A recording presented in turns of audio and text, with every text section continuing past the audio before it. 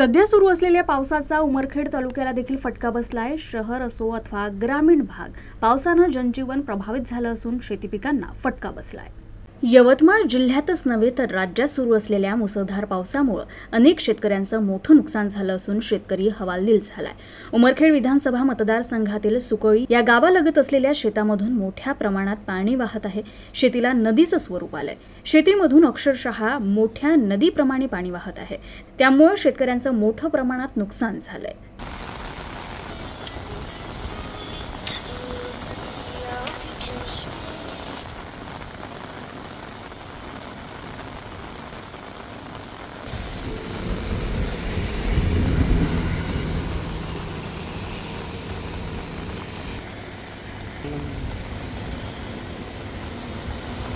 यवतमाळच्या उमरखेड शहरामध्ये असलेले रहीमनगर येथे मोठ्या प्रमाणात पावसाचं पाणी शिरल्यानं अनेक घरांमध्ये नागरिकांचं मोठं नुकसान झालंय।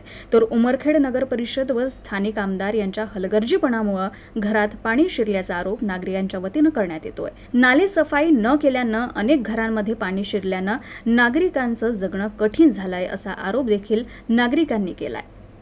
VCR